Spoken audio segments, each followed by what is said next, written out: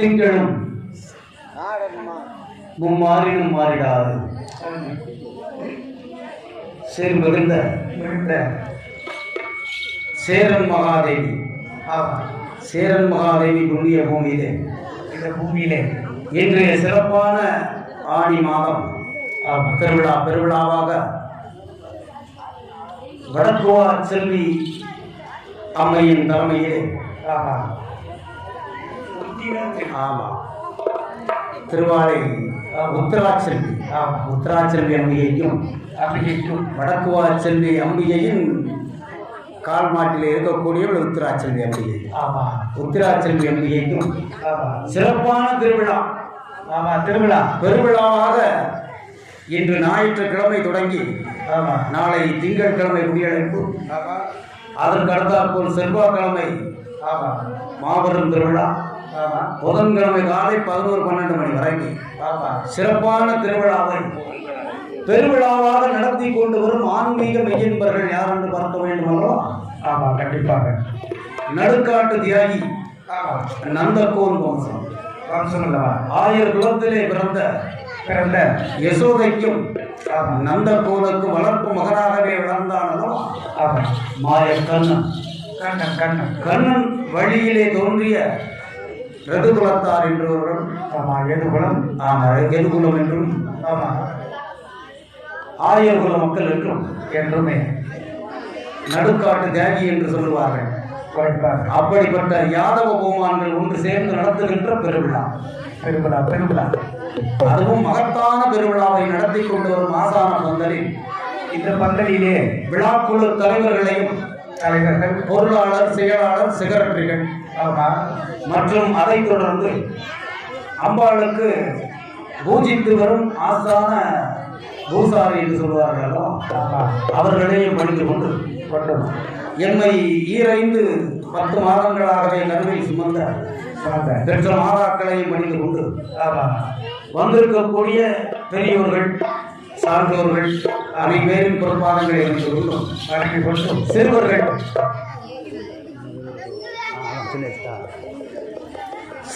அனைவரின் பொறுப்பாளர்களை படித்து கொண்டு முதலாவது யாரை பாட வேண்டும்? எத்தனை தெய்வங்கள் வந்த போதிலும் அவளை கொஞ்சம் தள்ளிட்டு அங்க கூட்டிட்டு போங்க. யாரு பிறந்திட்ட போதிலும் அரிக்கும் சிவனாருக்கும் நடுவதித்து அறிகிற புத்தினம் பிறந்த பிறகு மற்ற தெய்வங்களுக்கு உச்சாரணம் கிடைக்கும் என்று சொல்லுவார்கள். அதனால் இன்று ஞாயிற்றுக்கிழமை தென்காசி காலம் சென்ற தெய்வம் திரு எம் ஐயாத்துரை அவர்களுடைய புதல்வன் உங்களுடைய பிள்ளை வடக்கன்குளம் கணேஷ்மூர்த்தி மகள இசை குழுவோடு வந்து பாட வந்திருக்கிறோம். இந்த சேரன் மகாதேவியிலே மாபெரும் சக்கரவர்த்திகள் அமர்ந்த ஒரு தலம். கலைமாமணி முத்துப்பெருமாள் நமது அத்தான். இந்த கோயிலுக்கு அவள் தான் பதிவு.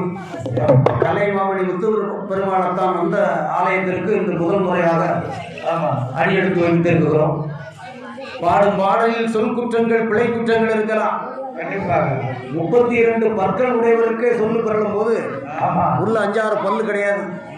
அதனால சொல்லு குற்றங்கள் வரலாம், பின்னணி பாட்டில் ஏதாவது பழுது வரலாம், இசை குற்றங்கள், அதுக்கு மேல நாட்டிய நர்த்தனம் எதுவும் பிழை வரலாம். எந்த பிழை வந்த போதிலும் உங்களுடைய பிள்ளைகளை ஆதரிக்கிறது போல ஆக்கமும் ஊக்கமும் தரும்படி வேண்டிக் கொண்டு ஐயன் அறிகிற புத்திரன் தர்மசாஸ்திரா எங்கே பிறந்தா? எதற்காக பூலோகம் வந்தா? பூலோகத்திற்கு எதற்காக வந்தா? இந்த சேரன் மகாதேவி யாதவ பூமானுடைய இடத்திலே எப்படி வந்து அமர்ந்தா என்ற விவரத்தை பாட வேண்டும் அல்லவா? கணபதியே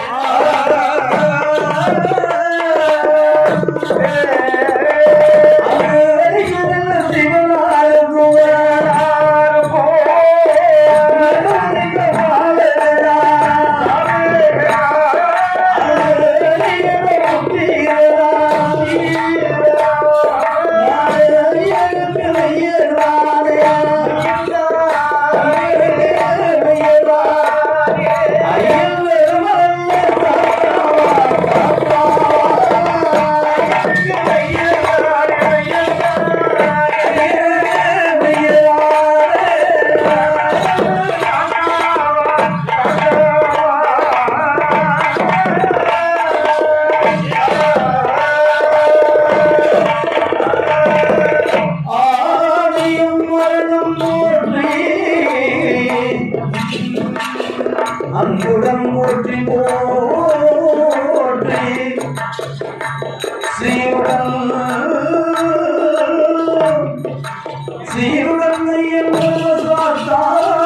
வரவை பாட பாடலில்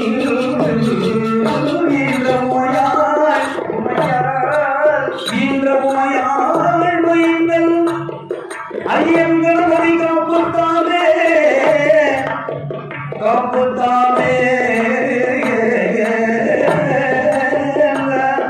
காப்புத்தாமே ஐயனோட காப்புத்தாமே காப்புத்தாமே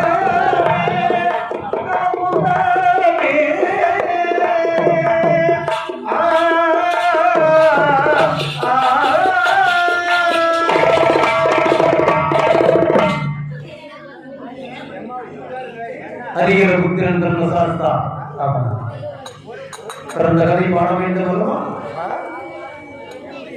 நாட்டிலேயும் நல்ல நாடு நல்ல நாடு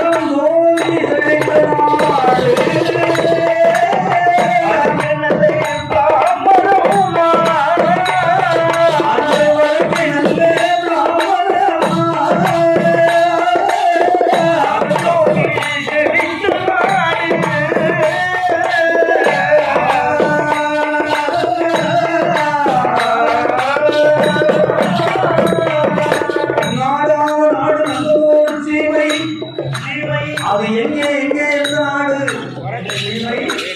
ஆதி பொண்ணு வெள்ளி கைலாச மாமலை மலை மலையெல்லாம் ஆதி பொண்ணு வெள்ளி கைலாச மாமலையிலே மலையிலே யார் குருவாக இருக்கிறான்? யார் இருக்கிறா தெரியுமா? யார் பொண்ணு வெள்ளி கைலாச மாமலையிலே மலையிலே 4 மலை 4 மலை நல்ல சிவன் வாழும் மலை. சிவனார் வாழும் மலை அல்லவா? ஏற்றும் மலை இறங்கும் மலை. ஆமா, இமதேவர்கள் வாழும் மலை. அந்த மாமலை தன்னிலே யார் குருவாக இருக்கிறார்? அங்கே முகநான் தேவர்கள்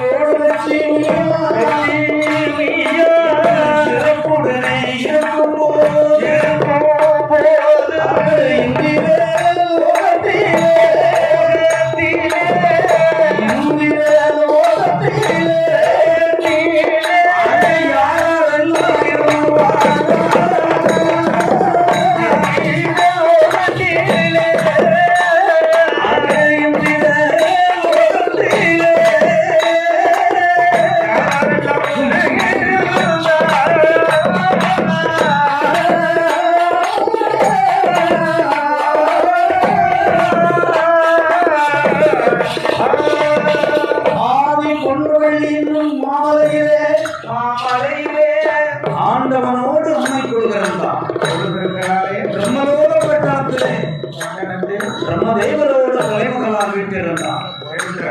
என் பெருமாள் லட்சுமியோடு திருப்பாற்கடலிலே பள்ளி கொண்டிருந்தார்களோ யமலோகத்திலே யமதேவனோடு சாமனையா இத்தனைக்கு மேலாகவே இந்திரலோகம்.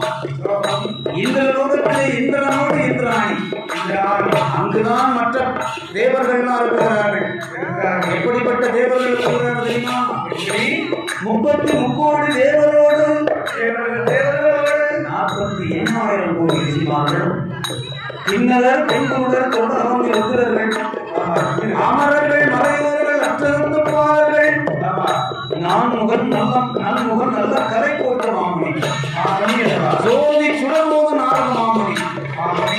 இந்த லோகத்தில் இருக்கும் வசிஷ்ட மாமுனிவனும் விஸ்வாமித்திரரும் அந்த இந்திர லோகத்திலே இருக்கும் வேளையிலே வருடத்திற்கு ஒரு முறையாகவே இந்திரனுடைய சபை கூடுவது வழக்கம். அந்த இந்திரன் சபை கூடுகின்ற வேளையில் அந்த வேளையில் அங்கே என்ன பேசுகிறார்கள் தெரியுமோ? நாட்டு நலன்களை பற்றி பேசிக் கொண்டிருக்கிறார். இப்படி பேசுகின்ற வேளையில் அந்த வேளையிலே திருவாசக மாமுனிவர் என்று ஒரு மாமுனிவர், திருவாசக மாமுனிவர் இருக்கிறாரா? அவர் அன்னை ஆதிபரா சக்தியை எண்ணி ஒரு வருடம் 2 வருடம் என 12 வருட காலம் நாவல் உறங்காமல் உடையவன் சிவனாரின் நாமத்தை மறவாமல் தவம் இருந்த காரணத்தினால் அன்னை ஆதிபரா சக்தி காட்சி கொடுத்து ஒரு மாணிக்க மாலையாகவே பரிசாக கொடுத்தார். ஆனால் திருவாசக மாமுனிவர் எழுதுகிறார், நாமும் முற்றுந்தர முனிவராச்சே, இந்த ஊர்ல 4 நாள் பக்கத்து ஊர்ல 10 நாள் அடைவோங்க, அவருக்கு இந்த மாணிக்க மாலை தேவைதான். ஆனால் இந்த மாணிக்க மாலை யாரிடம் இருக்கிறார்? 33 கோடி தேவர்களுக்கும் அதிபதியான இந்திர பகவான் தானே. இந்திரன் அல்லவா? அவனிடம் இருந்தால் அந்த மாணிக்க மாலைக்கும் ஒரு பெருமை கொடுத்த நமக்கும் ஒரு சிறப்பு என்பதாகவே திருவாசக மாமுனிவர் எண்ணி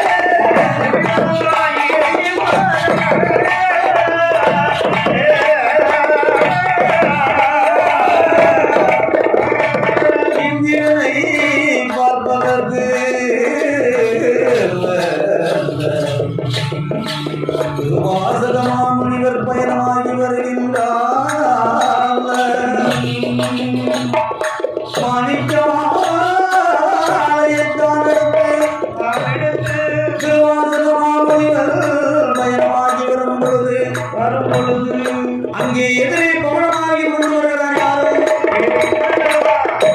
வெள்ளை யானையின் மீது பயணமாகி நாட்டு நடப்பு பார்க்கணும் அல்லவா?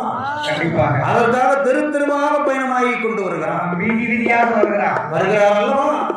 வெள்ளை யானையின் மீது பயணமாகி கொண்டு வருகிறார். தெய்வ இந்திர பகவான். இந்திர பகவானை கண்டார் திருவாசக மாமுனிவர். கண்டாரு. அடே அப்பா இந்திரா, இந்திரா வெள்ளை யானையின் மீது பவனிவா கொண்டு வருகிறாய் அல்லவா? சற்று போது நீ வாழ்க, உமது ஆட்சி வாழ்க, உமது நாடு வாழ்க, நாட்டு மக்கள் வாழ வேண்டும். சிறப்பாக வாழ்த்தி விட்டு திருவாசக மாமுனிவர் என்ன சொல்லுகிறார் தெரியுமா? ஏது வைக்கிறார். அப்பா தெய்வ இந்திரா, அன்னை ஆதிபரா சக்தியை எண்ணி நாட்டு நலனுக்காகவே தவம் இருந்த காரணத்தினால் மாணிக்க மாலையாகவே பரிசாக தந்தார்கள். அது என்னிடம் இருப்பதை விட உன்னிடம் இருந்தால் சிறப்பாக இருக்குமே.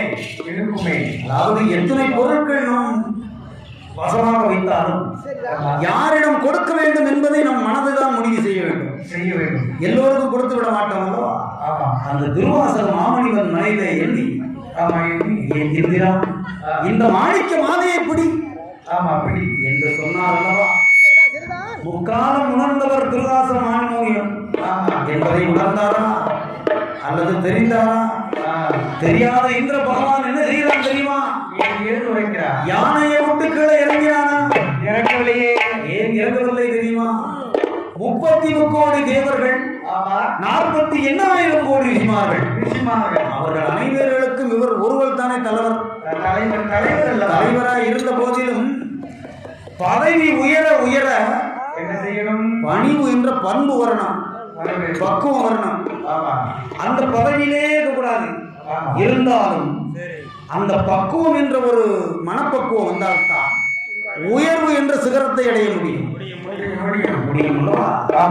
ஆனால் இந்திர பகவான் யானையை விட்டு கீழே இறங்கினானா? இறங்கவில்லையே.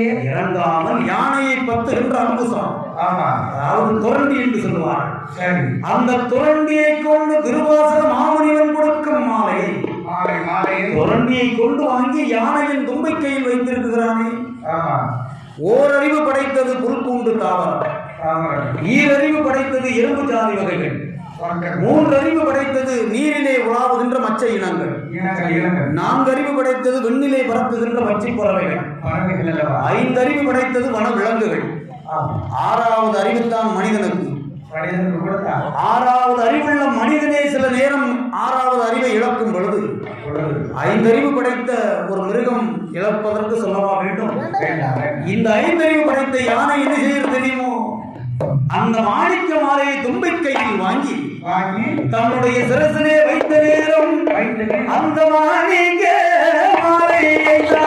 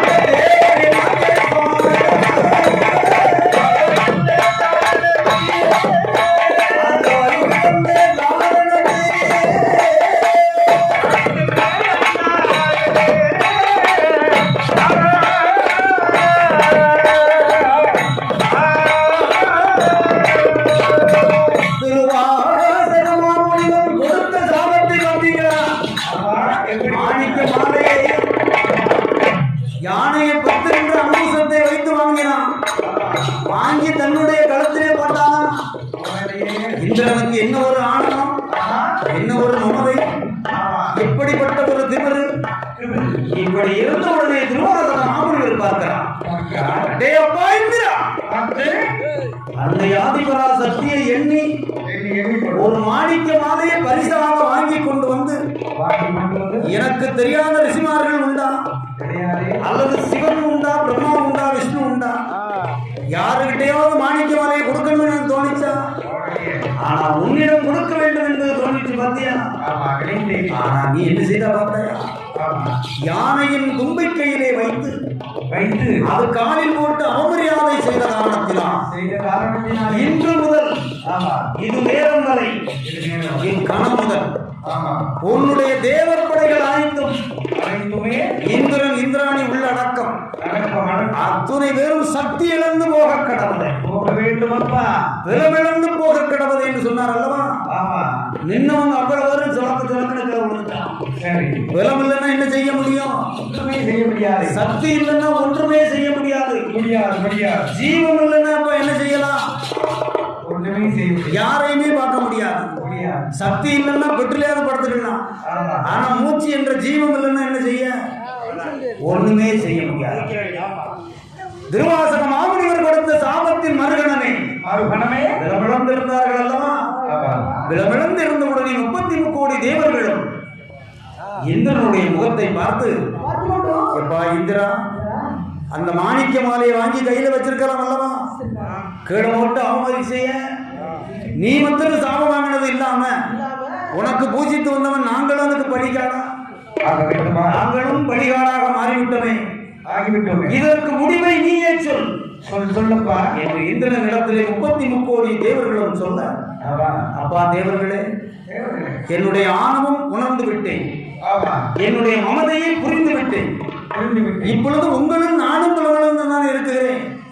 அதனால் இதற்கு தீர்வு காண வேண்டுமானால் திருப்பார்க்கடலிலே வெள்ளி கொண்டிருக்கும் நமோ நாராயணன் என் பெருமாள் மாய கண்ணனை போய் கண்டால்தான் இதற்கு நல்ல தீர்வு கிடைக்கும் என்பதாகவே ஓட்டமும் பெருநடையுமாகவே அனைவரும் ஓடி ஓடி ஓடி திருப்பார்க்கடல் எப்படி வருகிறார் தெரியுமா? தேவாதி தேவர்களோ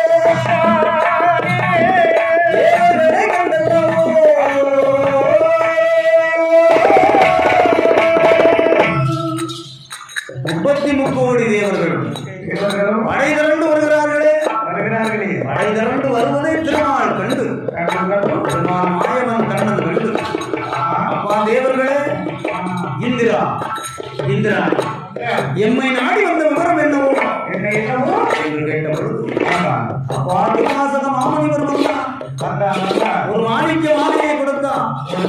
யானையின் கையிலே கொடுக்கலாமா?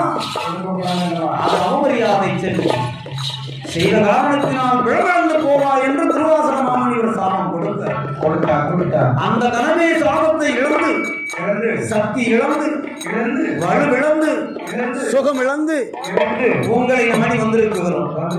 இதற்கு முடிவை ஆண்டவா என் பெருமாளை கடலே சொல்ல வேண்டும் சொல்ல வேண்டுமே என்று சொன்ன உடனே அப்பா தேவர்களே அனைத்தையும் யாம் அறிந்தோம். இதற்கு தீர்வு கிடைக்க வேண்டுமா? வேலை செய்யணும். வேலை செய்தால் தான் முயற்சி கிடைக்கும். முயன்றால் தான் வெற்றி பெறும். அதற்கு பிறகுதான் சாதனை என்பதை படைக்க முடியும். இப்படியாகவே நீங்கள் உங்களுக்கு மீண்டு அழிந்த சக்தி கிடைக்க வேண்டுமா? திருப்பார் கடலுக்கு போங்க. போய் சென்று அந்த கடலை கலங்கும்படி அமுதம் கடைய வேண்டும்.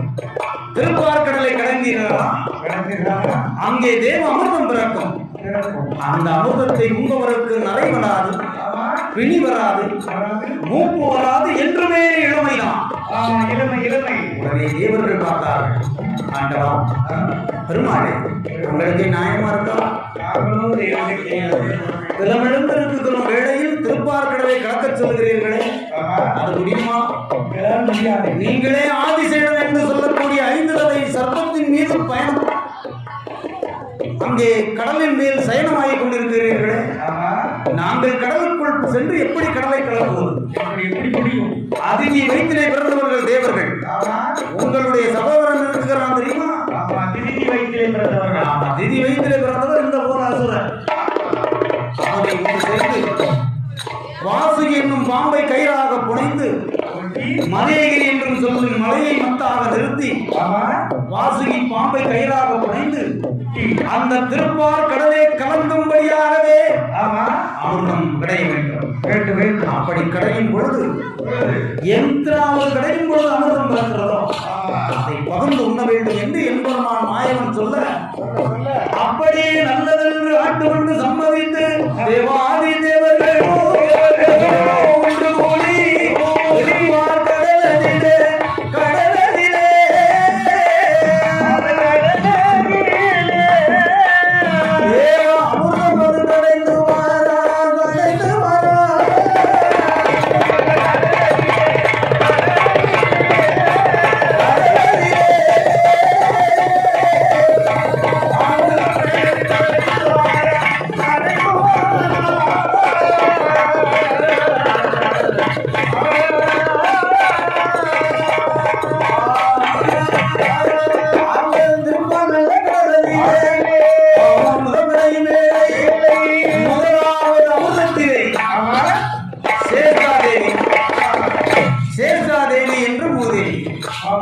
அவள் 2 நாளைக்கு மேல ஒரு ஆள் முகத்துல இல்லைன்னு வைங்க, பார்க்க முகத்தை பார்க்கவே சரிங்க.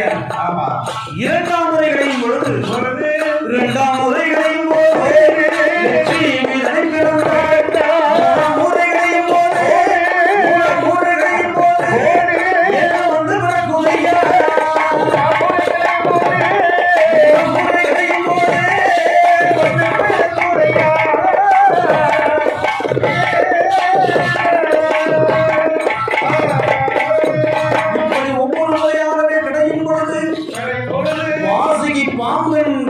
கழுத்து இறுதுபட்டு அதனுடைய ஆழகால விஷத்தை கடலுக்குள் கக்கப் போகின்றது.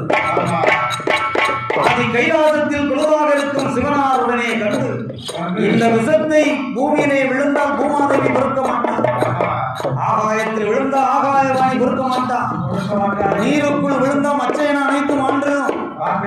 இரு கையாலே ஆழகால விஷத்தை ஏந்தி அந்த சிவனார் உண்ணுகின்ற வேளையில் அன்னை ஆதிபராசக்தி சிவனார் விஷத்தை உண்டு சிவனார் மாண்டால் உலகம் தாக்குமா? உடனே கண்டத்தை வைத்து எட்டி பிடிக்கின்றார். கண்டத்தை பிடித்த நேரத்தில் உச்சி பிளம்பு வெடிக்கிறது சிவனார். உச்சி பிளம்பு வெடித்ததில் பிறந்து வருகின்றார் உச்சினி மாகாளி என்பதை வரலாம். இப்படி பிறந்து வரும் வேளையில் 10ஆம் முறை கிடையும் பொழுது 10ஆம் முறை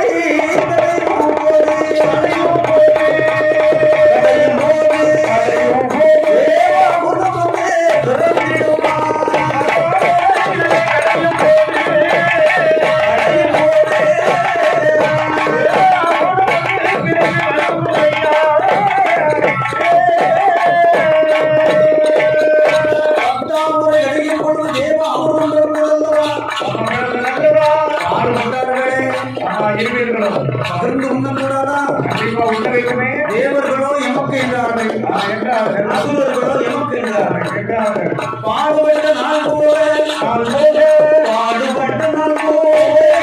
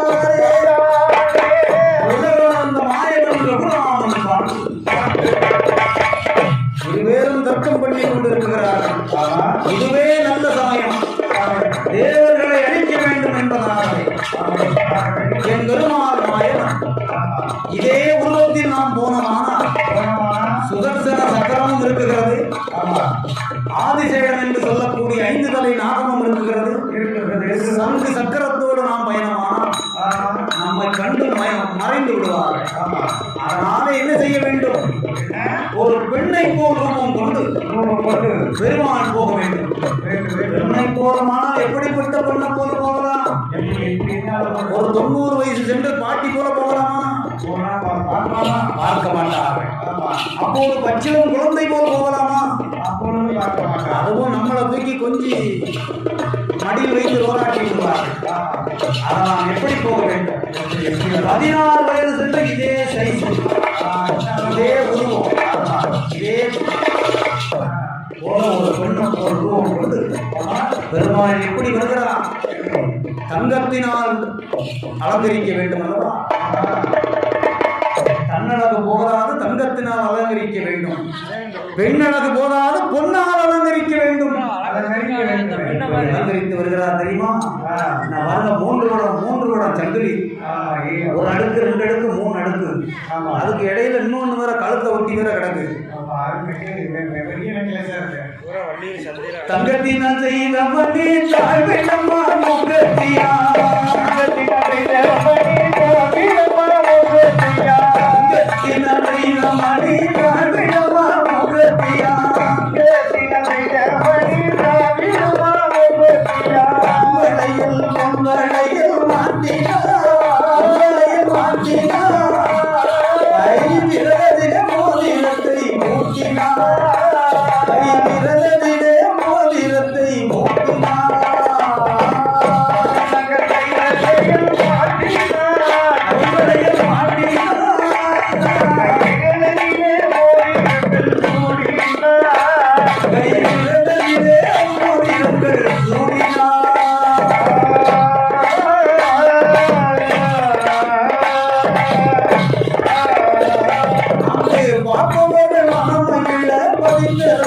மாலைகளா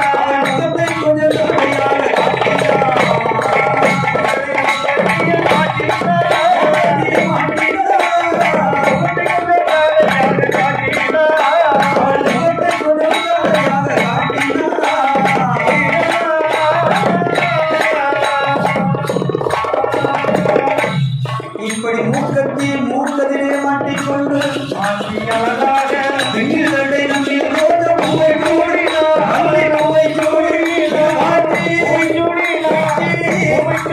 பாலம் பூவை கூடினார் அவள் திங்கில் தண்டை நம்பி போட்ட பூவை கூடினார் சரத மோதினி பெண்ணை போல மாறினார் சரத மோதினி பெண்ணை போல மாறினார்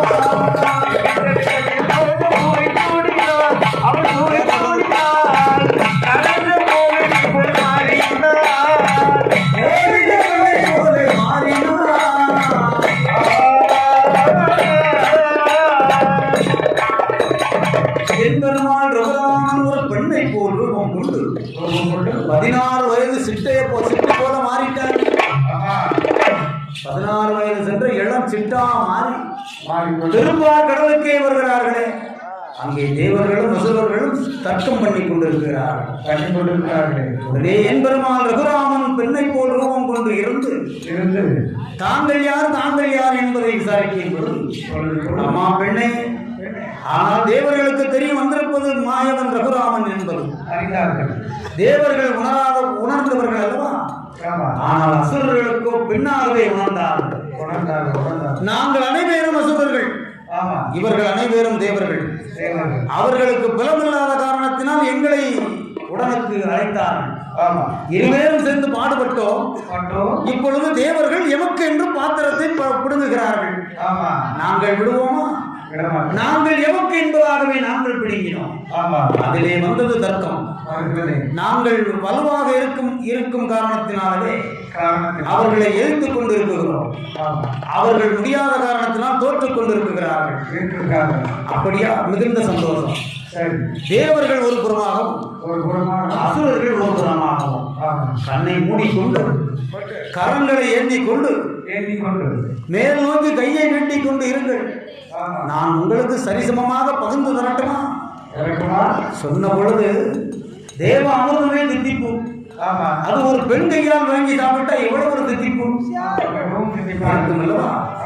அப்படி ஆகட்டும், பெண் கையினாலே சாப்பிடுவோம் என்பதாகவே தேவர்கள் ஒரு புறமாகவும் அசுரர்களும் ஒரு புறமாகவும் தேவர்களும்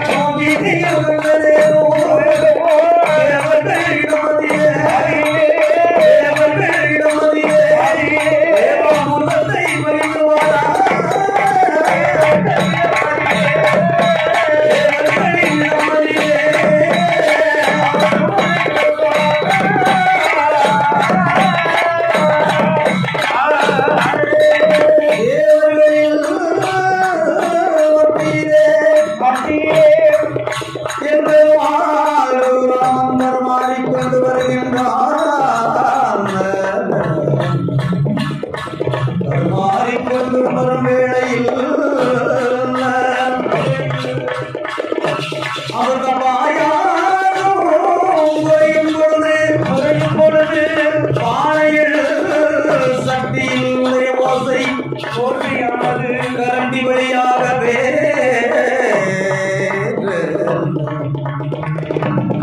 கரண்டு என்று சத்தம் கேட்பதை தேவர்கள் கண்டனே.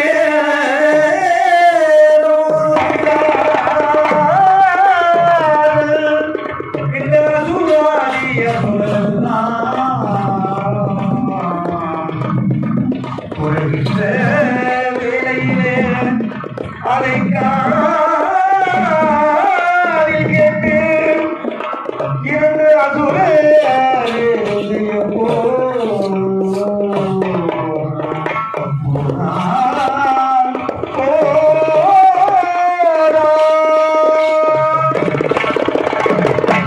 என் பெருமாள் தேவர்களின் மத்தியிலே பரமாறிக் கொண்டு வருகிறார். அப்பொழுது பரமாற என்ன ஆகும்? குறைந்து கொண்டே போகுமே. குறையும் பொழுது கரண்டியின் ஓசை பானையில் கேட்குகிறது.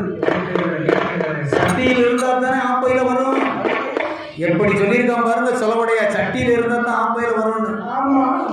இதன் உண்மையான விளக்கம் என்ன தெரியுமோ? கருவுற்ற மாதர் பெண்கள், அதாவது 1 மாதம் 2 மாதம் என 5 10 மாதங்களாக கருவுற்று குழந்தை பெறுவதற்கு முன்பதாகவே திருச்செந்தூரிலே அமர்ந்திருக்கிறான் அல்லவா ராஜ வடிவம் கொண்ட என்பவர் முருகப்பெருமா. அவருக்கு சஷ்டி விரதம் இருக்க வேண்டும். கந்த சஷ்டி. கந்த சஷ்டி விரதம் இருந்தால், சஷ்டி விரதம் இருந்தால் அகப்பை என்பது நம்முடைய பெண்களுடைய வயல், அந்த கும்பி. சஷ்டி விரதம் இருந்தால் அகப்பை உள்ளே இருக்கும் குழந்தை சீரும் சிறப்புமாகவே வளரும் என்பதாகவே பொருள். அதன் பொருள் அதை நாளடைவில் அதை சுருக்கி சுருக்கி சுருக்கி சட்டியில இருந்தால் தான் ஆப்பையிலே வரும். எவ்வளவு தெளிவாக கொண்டு வந்துட்டார் பார்த்தீங்களா? கரெக்டா தானே இருக்கு. அதுக்கும் அப்படி சொன்னாலும் அது சரிதான், இப்படி சொன்னாலும் அது சரிதான். இப்படியாகவே இருக்கும் பொழுது கரண்டியின் ஓசை கரண்ட் கரண்ட் இல்லை கேட்பதை யார் பார்த்தால் தெரியுமோ? அசுரம் பார்க்கிறானே 2 பேர், 2 அசுரம் பார்க்கலாம். அந்த 2 அசுரன்னு கொஞ்சம் நாக்கு துடித்தவர் போல் தெரிகிறது. நமக்கு கிடைக்காம போயிருவோம். ஆனா இந்த தேவர்கள் உண்டுட்டான்னா நம்மளை இல்லாமலே ஆக்கிடுவான், அடித்து விடுவான், சாதாவரம் பண்ணுவான். அதுல 2 அசுரர்கள், 2 அசுரர்கள் தேவர்கள் கூட்டத்திலே 2 நல்ல அசுரர்கள்.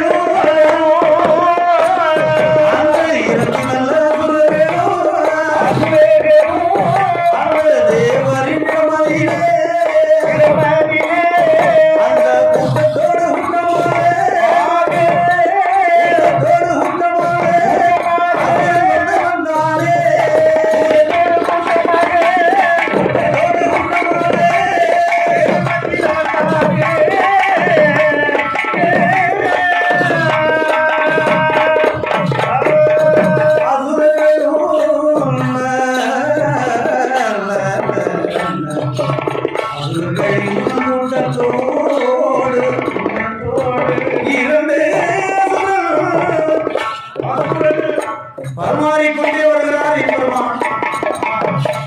அசுரரோ தேவரோடு தேவராகவே வந்த அசுரன் என் பெருமான் கவனிக்கவில்லை. 2 அசுரருக்கும் அமிர்தத்தை கொடுத்த நேரத்தில் வாங்கினான், தவக்கில் முழுங்கினான். அசுரன் முழுங்கின நேரத்தில் என்ன ஆகுது? யார் பார்க்கிறான்? சூரியன் சந்திரன் பார்க்கிறானே. சூரியனும் சந்திரனும் பார்த்து உடனே சொல்லுகிறார் மாயவனிடத்திலே, யாருக்கு கொடுக்க கூடாது என்பதாக எண்ணினாயோ உலகளந்த மாயமா, அவருக்கே கொடுத்து விட்டாய்.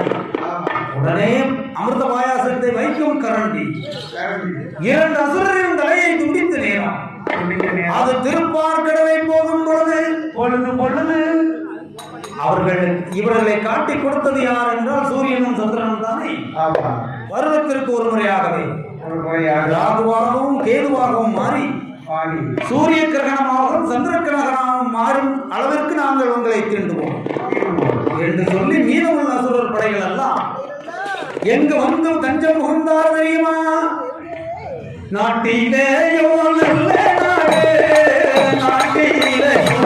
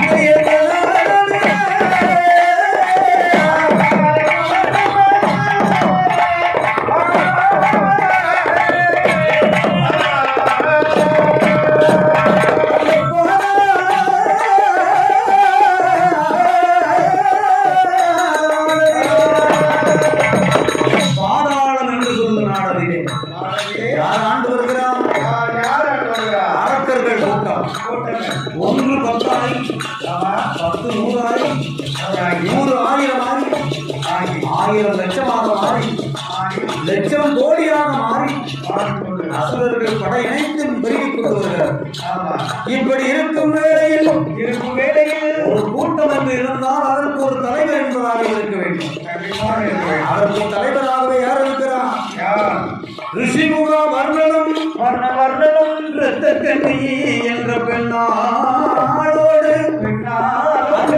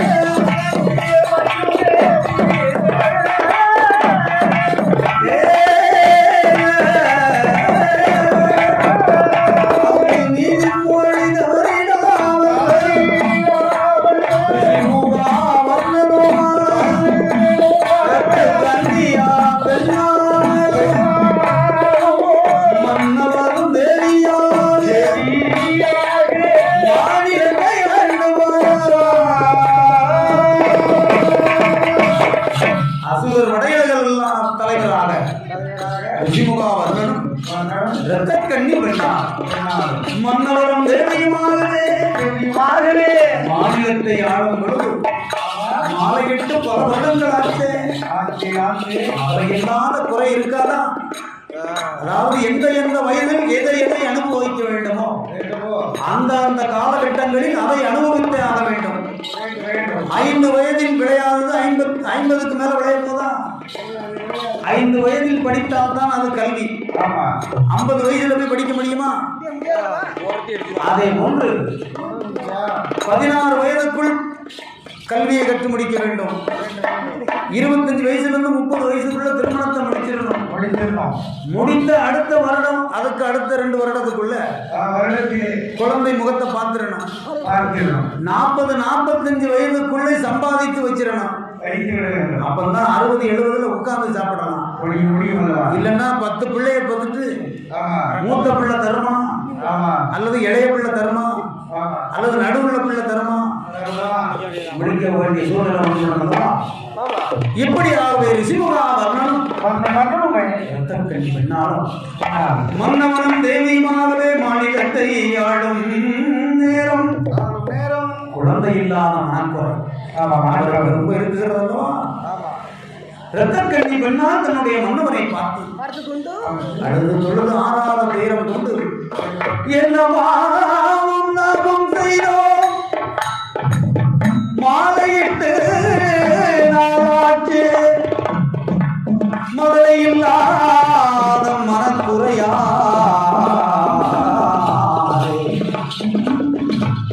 30 வருடமாச்சே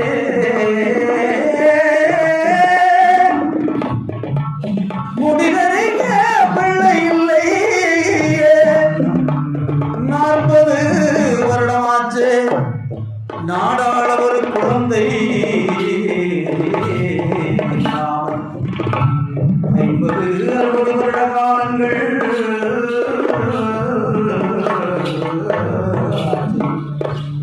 அரசால ஒரு குழந்தை இல்லாமல் மூத்து போல் கண்ணீரை முகமெல்லாம் வடித்தாள். புகழம் போல் கண்ணீரை பக்கமெல்லாம் வடித்தாள்.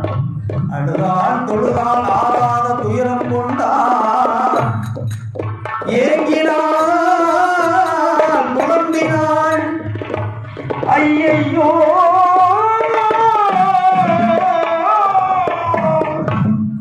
பாவி தெய்வமே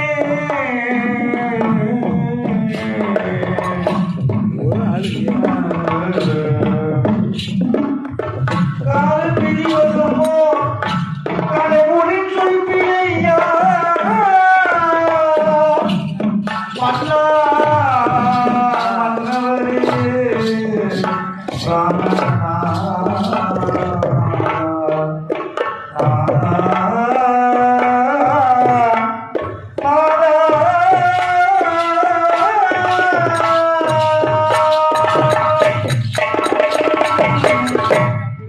முத்து போல் கண்ணீரை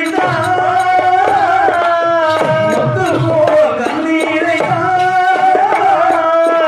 முகமெல்லாம் சோலையிட்டா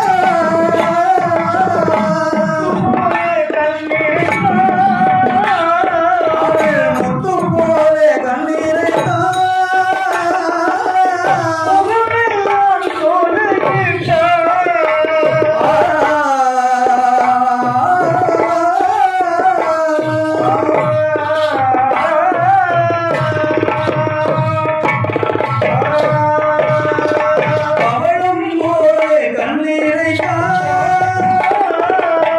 பக்கம் எல்லாம் அடித்தாளே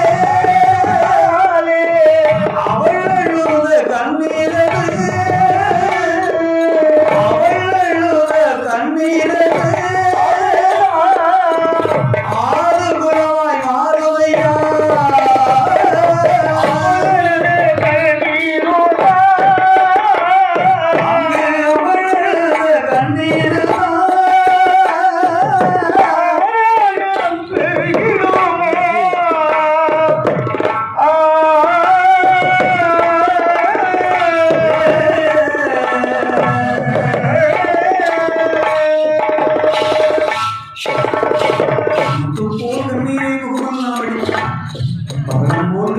பக்கமெல்லாம் அடித்தானே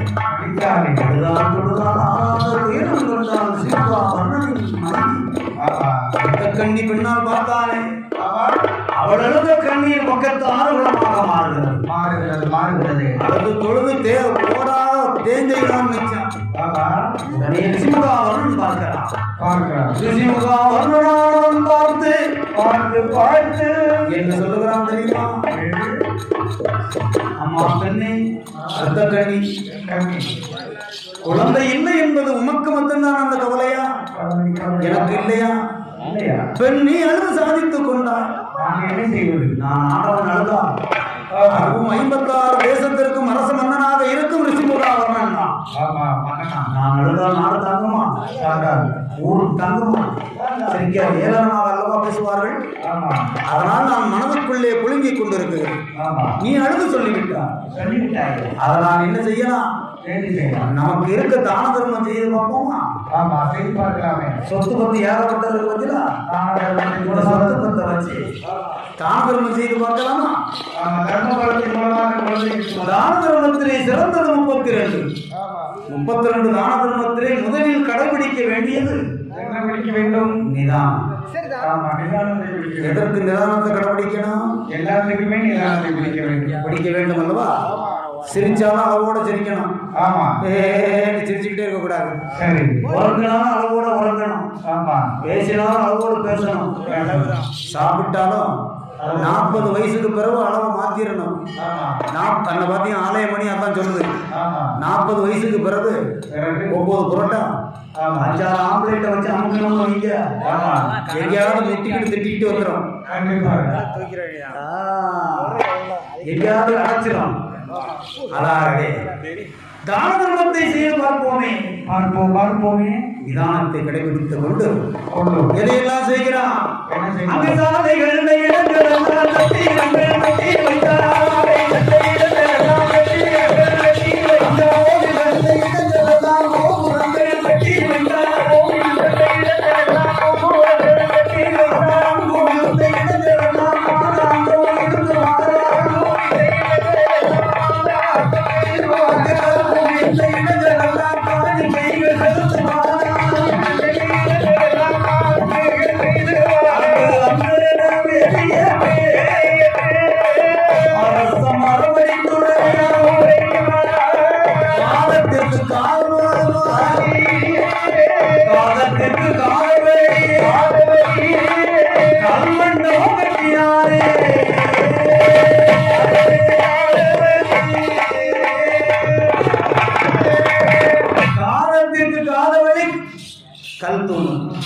எதுக்கு தெரியுமா? காதத்திற்கு காதவழி கல்மண்டலம், தூரத்திற்கு தூரவழி சுமை தாங்கி. நீங்க பார்த்திருக்கீங்கன்னா சுமை தாங்கிய. முன்ன ஒரு காலத்துல சேரமாதேவியிலிருந்து திருச்செந்தூருக்கு பாத யாத்திரையா ஏதாவது பொருட்களை தலையில தூக்கி வச்சுட்டு போனோம்னு வைங்களேன், அங்கங்க சத்திரங்கள் கட்டி வச்சிருப்பாங்க. முருகப்பெருமான் ஆலயத்திற்கு மாலை போட்டுட்டு போகும்போது பார்த்தா தெரியும். அந்த சத்திரங்களுக்குள்ள நாம தங்கு ஓய்வெடுப்பதற்காக. அதே போல் தலையில ஏதாவது ஒரு சுமையை வச்சு சென்றுட்டு போனோம்னு வைங்க, அதாவது ஒரு 4-5 பேரோட சேர்ந்து போனோம்னா இறக்கி வைக்கிறதுக்கு ஒரு ஆளோட உதவி தேவைப்படும். ஒத்தையில போனோம்னா என்ன செய்ய முடியும்? மகடகாரன் 5-6 மகடத்தை கொண்டு ஒத்தையில வருவாரு. பாத்தீங்களா? யாருடைய உதவியும் தேவையில்லை என்பதற்காகவே கட்டப்பட்டது அந்த சுமை தாங்கி. அந்த சுமை தாங்கி நம்ம தோல் உயரத்துல இருக்கோம். ஒரு நெல் மூட்டையோ, அரிசி மூட்டையோ, உமி மூட்டையோ நம்மளே தூக்கி வச்சுக்கலாம், நம்மளே தூக்கி சுமந்துக்கலாம். இப்ப அந்த சுமதாங்கி எங்கேயாவது பார்த்திருக்கீங்களா? சத்திரங்கள் அனைத்தும் இப்பொழுது பத்திரமாக இருக்கிறது. அனைத்து தர்மங்களும் முறையோடு செய்து பார்த்தான், முறையை தவறையும் செய்து பார்த்தான். அப்பொழுதாவது குழந்தை கிட்டிச்சா? இல்லையே. இனிமே நமக்கு துணை. வள்ளுவ குழந்தையை சொன்னது போல தெய்வத்தால் ஆகாது எனினும் முயற்சியும் மெய்வருத்த கூலி தரும். முயன்று கொண்டு இருந்தால் சாதிக்க முடியாதுன்னு இருக்கா? முயற்சி பண்ணணும். அதுக்காக முயற்சி பண்ணிக்கிட்டே இருக்கோம்னு நடு வீட்டுக்குள்ள மல்லாக்க படுத்துக்கிட்டு நாளைக்கு கிடைச்சிடும், நாளா கழிச்சு கிடைச்சிடும் வீட்டுக்குள்ளே படுத்திருந்தா கிடைக்குமா? எந்த வேலையா இருந்தாலும் வேலையை செய்தால்தான், முயற்சி செய்து வந்தால்தான் சாதனை என்பது வரும். அன்பராகவே தெய்வத்தின் மீதே பாரத்தை போட்டுக்கொண்டு ரிஷிமுகா வர்ணனானவன் வேட்டைக்கு செல்லும் பொழுது வண்டுமுகா ரிஷி அங்கே தவம் இருந்து கொண்டிருக்கிறான். அவனுடைய தவத்தை கலைப்பதற்காகவே மும்மூர்த்திகள் ஒன்று சேர்ந்து ஒரு குழந்தையை உருவாக்கி, வல்லமையோடு உருவாக்கி வண்டுமுகா ரிஷியின் தவத்தை கலைப்பதற்காகவே அதில் பாதாளத்தில் விட்டறிகிறார்கள். அந்த குழந்தையானது வண்டுமுகா ரிஷியின் தவத்தை கலைத்தது உடனே குழந்தையை கையில் எடுக்கிறார். என்னுடைய தவத்தை கலைக்க வந்த சனியே, நீ உடனே பாதாளம் போ. பாதாளத்தில் விட்டறிகிறான் அல்லவா? அந்த குழந்தை தண்டு தடை இல்லாமல் ரிஷிமுகா வருணனானவன் வேட்டைக்கு வருகிறான். அவன் வேட்டைக்கு வருகின்ற வேளையில், அந்த வேளையிலே வேட்டைக்கு வரும் பொழுது குழந்தையை கண்டானே அந்த குழந்தையை கண்டானே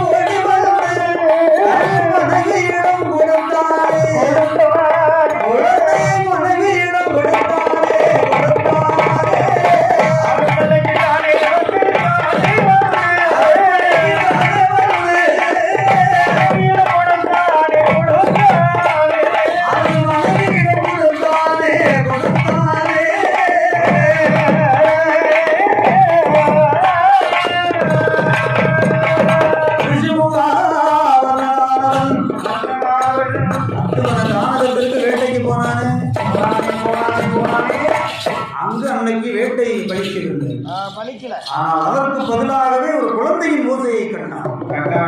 மாறி கை நடந்தான், வலது கையோடு சேர்த்து அணைத்து கோரி கை நடந்து தன்னுடைய அரண்மனை கொண்டு வருகிறார். அரண்மனைக்கு கொண்டு வந்தானே, ரத்த கண் இடத்திலே கொடுத்தான். ஒரு வாரம் சாப்பிடாமல் இருந்த ஆளுக்கு உணவு கிடைத்தால் எப்படி இருக்கும்? சந்தோஷமா மகிழ்வானல்லவா? பிறப்பிலிருந்தே கண் பார்வையற்றவருக்கு கண் தெரிந்தால் எப்படி இருக்கும்? சிறப்பாக இருக்கும் அல்லவா? அதை போன்று குழந்தையே இல்லாதவர்களுக்கு குழந்தை கிடைத்த பொழுது தெய்வ புலவன் சொன்னது போல குழல் எளிது யாழ் எளிது என்பர் நம் மக்கள், அவர்தான் மலரை சொல் கேளாதோர் என்று சொன்னார்கள். குழல் எளிது யாழ் எளிது என்ற குழலுடைய ஓசையும் யாழினுடைய ஓசை, அத வீணை களவாச்சியின் ஓசையும் எந்த ஓசையாக இருந்தாலும் குழந்தையின் முகத்தை பார்த்ததுக்கு பிறகு குழந்தையினுடைய ஓசைக்கு எந்த ஒரு இசையும் ஈடாகாது என்பதை வள்ளுவ பெருந்தகையை சொல்லி இருக்கிறார்களோ. அப்படிப்பட்ட குழந்தையை இரத்த கண்ணி பார்த்து மாறி கையில் எடுத்தான். கையோடு சேர்த்து அணைத்து மார்போடு மார்படைத்து மதிமுகத்தை தழுவி 16வது நாளையிலே குளிப்பாட்டி சேனை ஊட்டி தொற்குள் கொடி காணது பேரிட்டால் தானே பிள்ளையை அழைக்க முடியும். இல்ல ஆம்பளை பிள்ளைன்னு சொன்னா எல்லா பிள்ளையும் வந்துடும், பொம்பளை பிள்ளைன்னா எல்லா பிள்ளையும் வந்துடும். அதனாலே நம்முடைய இனம் அறக்கர் இனம். குழந்தை கிடைத்திருப்பது பாராள நாட்டில், அதுவும் சாதாரணமாக கிடைச்சது, வல்லமையாக கிடைச்சது. அனைத்தையும் சேர்த்து பாதாள நாட்டு பத்மாசூர வல்லவர்க்கன், பத்மாசூர வல்லவர்க்கன் என்று குழந்தைக்கு திருநாமத்தை கொடுத்து 1 வயது 2 வயது என உற்ற 3 வயதிலே முடியிறக்கி காது குத்தி 4 வயதில் என்ன செய்யணும்? நடந்தோடும் பருவமான 5வது வயதிலே அறிவு கல்வியை கற்கணும். கற்கணும்னா என்ன செய்யணும்? ஆமா, குருகுலத்துல சென்று என்ன கல்வி எல்லாம் கற்கின்றான் தெரியுமா? எப்படி? அங்கே அறிவுரையா வேண்டுபடி வேண்டுபடி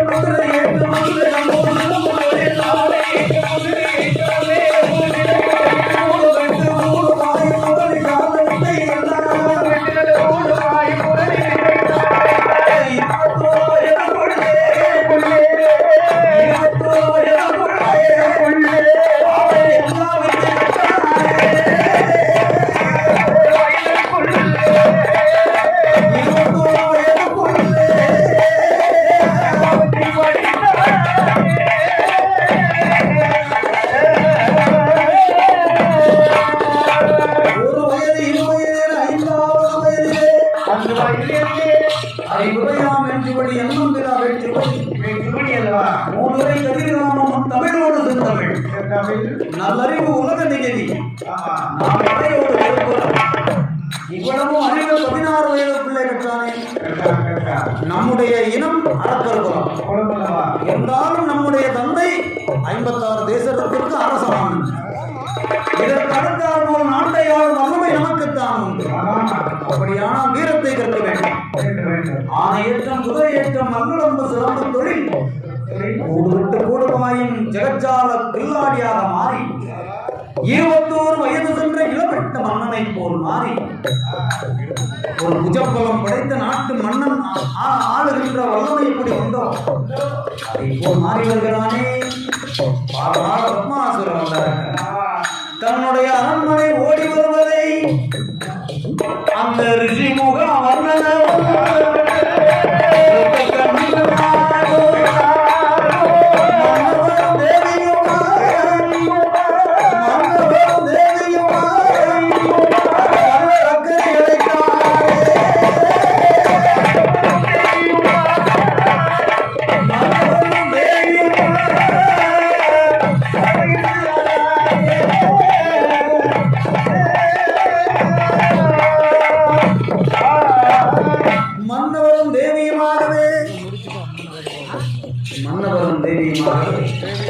மாநிலத்தை ஆளுகின்றவர்கள் மாநிலத்தை ஆளும் திறமை வந்துவிட்டதல்லவா பாதமான வல்லரக்கன் சிமுகா மன்னன் ருட்டக்கண்ணி என்ற பெண்ணாலும் வல்லரக்கனுக்கு மகடபதி சூட்ட வேண்டும் பட்டம் சூட வேண்டுமே என்பதாக 56 தேசத்து மன்னர்களை வரவழைத்து பொன் மகுடத்தை எடுத்து சூட்டினார்கள் அல்லவா சூட்டின உடனே போடுகின்றான் சட்டத்தை போடுறான் தீர்ப்புகின்றான் திட்டத்தை 6 மாதத்திற்கு ஒரு முறையாகவே ஒரு நாட்டு மன்னர்கள் அனைவரும் கப்பம் கொடுக்கணும். அது மட்டுமா எங்க நான் வருவதை கண்ட போதிலும்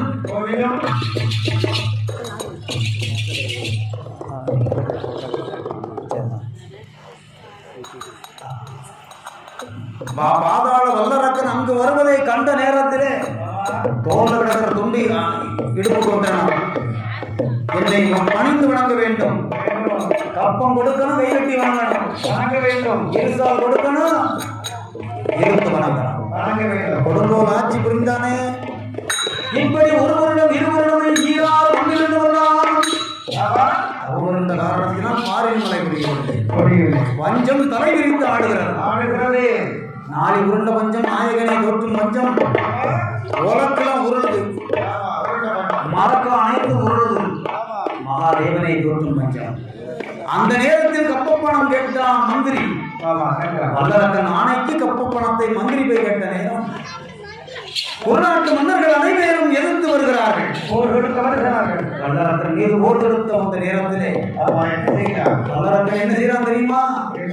மந்திரியின் யோசனையை கேட்டு ஆண்டவனை எண்ணி அருந்தவம் புரிய வேண்டும் என்பதற்காகவே நாடிலிருந்து நகரிலிருந்து பொன்னிழந்து பொருள் இழந்து அத்துவன கானகத்தில் 1 வருடம் 2 வருடம் என ஈராறு 12 வருடம் ஆண்டவனை நாடி தவம் இருக்கிறான். அருந்தவம் இருந்தான் அல்லவா?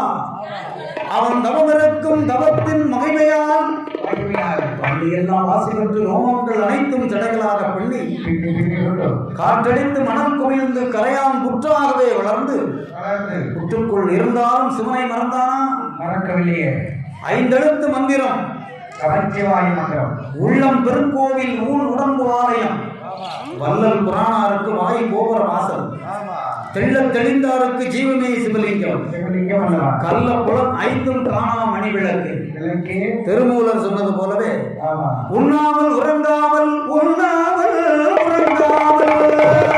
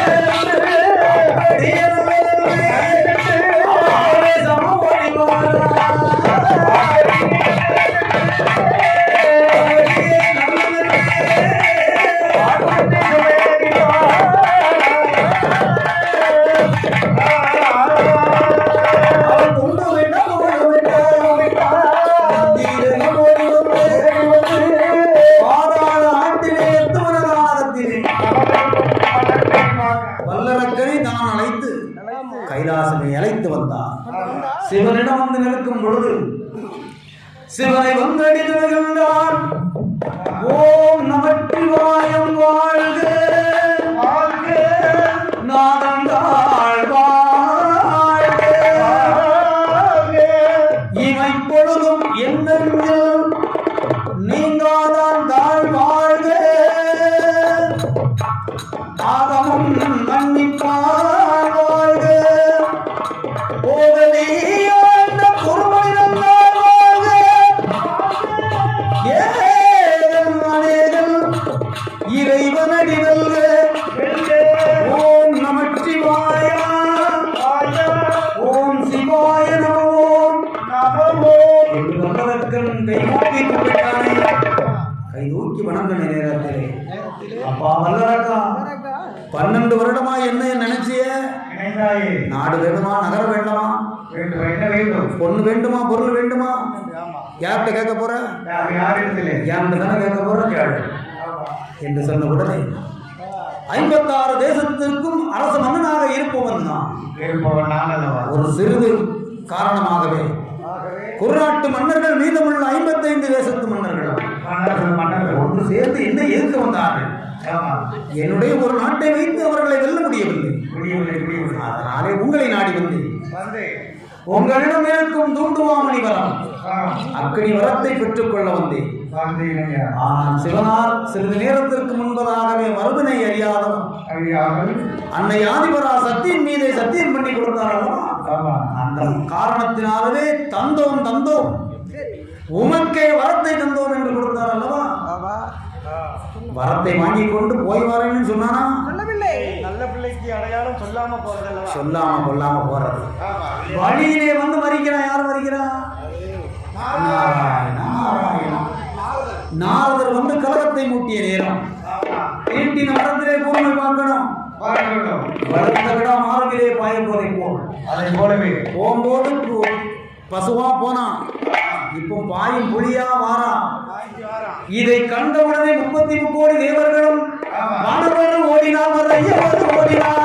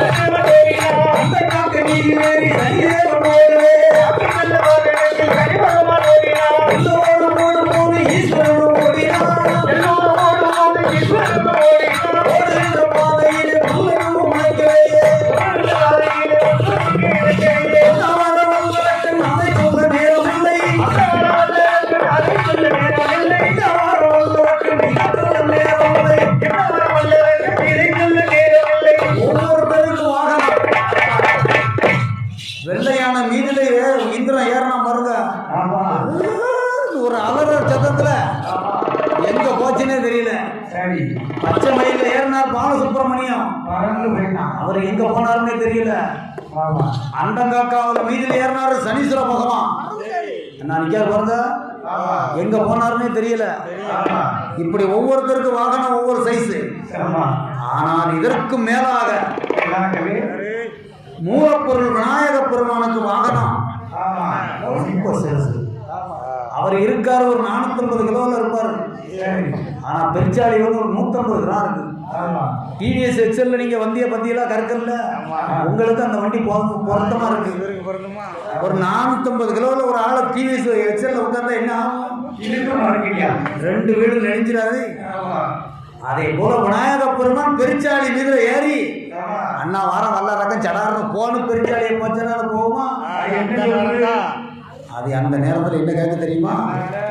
மானகண்ட பெருச்சாளி மாவுண்ட கட்டுரையா, மானகண்ட பெருச்சாளி மாவுண்ட கட்டுரையா, அத்தமிட்ட பெருச்சாளி அவர் போரி கட்டுரையா, அவர் போரி கட்டுரையா, என்ன கெட்ட பெருச்சாளி எல்லோருண்ட கட்டுரையா,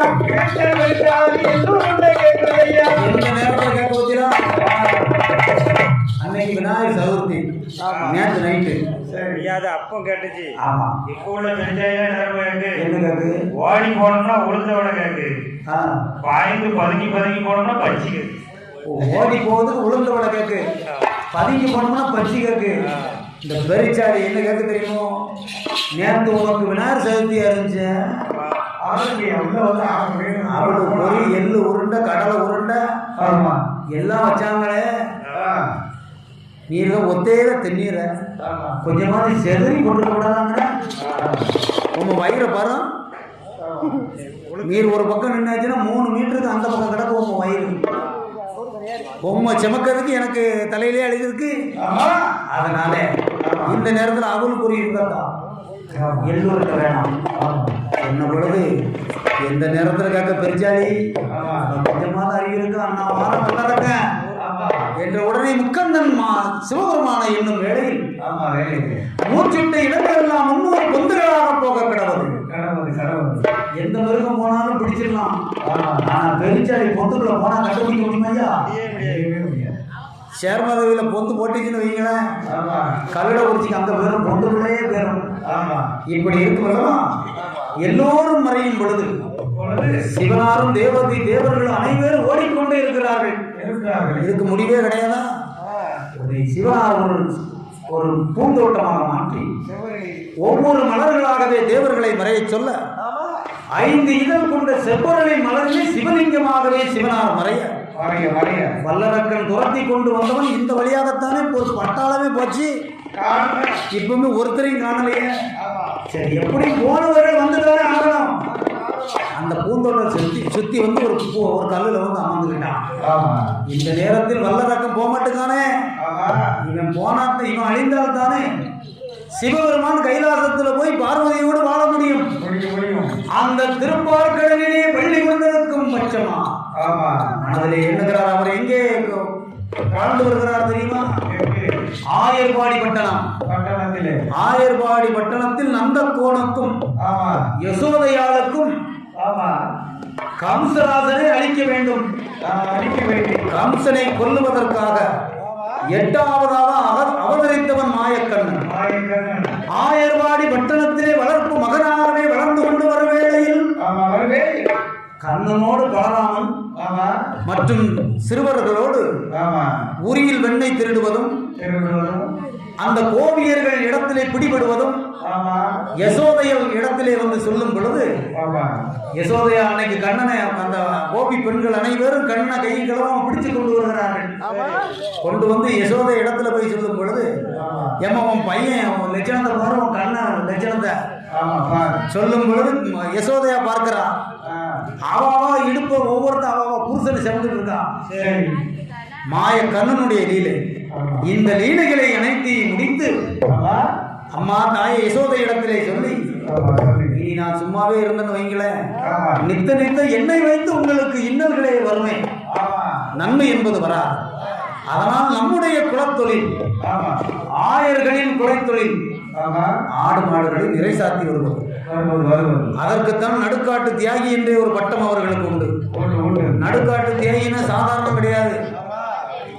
நடுக்காட்டிலே அத்துவன காட்டிலே ஆடு மாடுகளை நிறை சாத்தி கொண்டிருக்கும் பொழுது அது எந்த சமூகமாக இருந்தாலும் சரி அந்த வழியிலே வருவார்கள். அவர்களுக்கு தாகம் எடுத்தாலும் சரி, உணவு பசி என்பது வந்தாலும் சரி, அந்த யாதவ உபமான்கள் அங்கே பர்ணகை போட்டு ஆடு மாடுகளை மேய்த்து கொண்டு வருவார்கள். அந்த நேரத்தில் யாசகமணி யார் எதை கேட்டாலும் சரிதான் கொடுக்கக்கூடியவர்கள். அங்கே சாம்பார் வடை ரசம் மோர் எது இருக்காது, கஞ்சியோடு ஈராங்க இருக்கும் அல்லது ஏதாவது இடிச்சு வச்ச எள்ளு துவையல் இருக்கும். ஆனாலும் அந்த அத்துவன காலகத்தின் நடு காட்டுக்குள்ள கொடுக்கணுங்கிற ஒரு மனப்பக்குவம் எத்தனை பேருக்கு வந்துடும்? அப்படி கொடுக்கக்கூடிய வல்லமை படைத்தவர்களே நடுக்காட்டு தியாகி என்பார். அப்படிப்பட்ட ஆயர் குலத்திலே கண்ணனாகவே இருந்து ஆடு மாடுகளை நிறை சாத்தி கொண்டு வரும் வேளையில் புல்லாங்குழலை வைத்து வாசித்துக் கொண்டே வருகிறார். கோவையில் கொஞ்சம் ரமணா, கோவையில் கொஞ்சம் ரமணா, கோவையில் கொஞ்சம் ரமணா, கோவையில்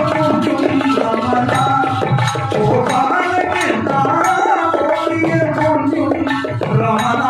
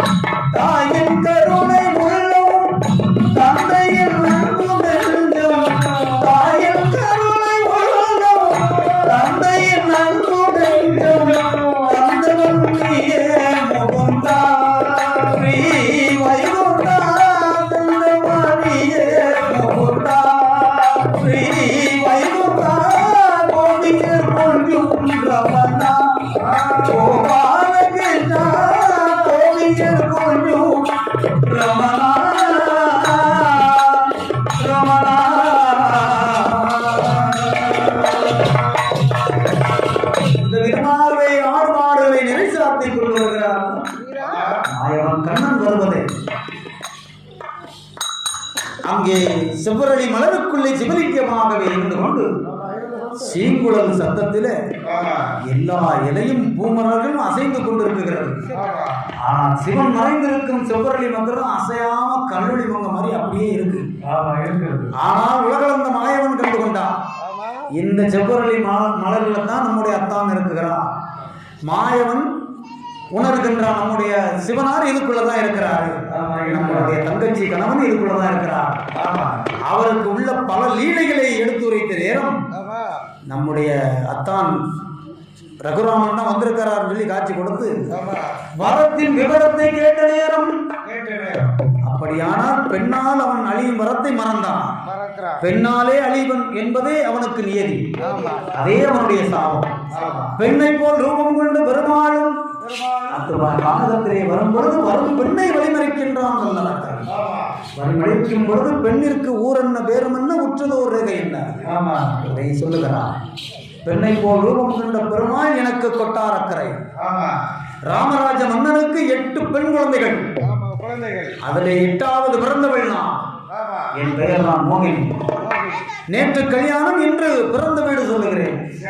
அம்மா பெண்ணே, திருமணம் முடிக்கும் வரைக்கும் ஒரு பெண்ணிற்கு பிறந்த வீடே பெருமை. ஆனால் 3 முடிச்சு என்ற ஒரு திருமாங்கல்யம் தலையில் சூடினா புகுந்த வீடு தான் பெருமை. புகுந்த வீடே உமக்கு தஞ்சம். அதை விட்டுட்டு நேற்று தான் திருமணம், இன்னைக்கு பிறந்த வீடுன்னு சொன்னா போறிய இந்த ஊர் சனை இதெல்லாம் பேசும். அதனால அங்க போகாத. நான் ஒண்ணு சொல்லட்டுமா, ஏன் கூட வந்துட்டேன்னா நான் பாதாள நாட்டுக்கு பெரிய அரசனா இருக்கிறேன். அதை மட்டுமா தூண்டுவாமணி அக்கினி வரத்தை வாங்கியிருக்கிறேன். அதனால ஏன் கூட வந்தேன்னா ராணியா வாழ வைக்கிறேன் சொல்லும்போது உன்னுடன் நான் வர வைக்குமா? அதோ தெரியுதே பம்பா நதிக்கரை, அதில் குளித்து நீராடி திருநீரை எடுத்து உன்னுடைய நெற்றியிலே வைத்த நேரத்தில் தொண்டலுக்கு நான் வருகிறேன் என்று சொன்னவுடனே அப்படியே